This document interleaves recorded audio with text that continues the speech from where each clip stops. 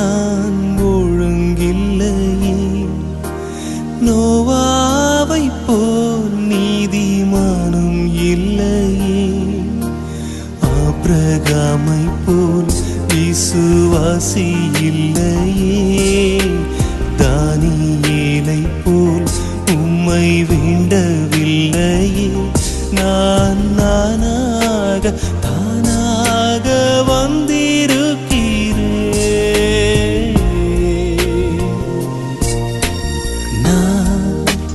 நானாகவே வந்திருக்கிறேன்.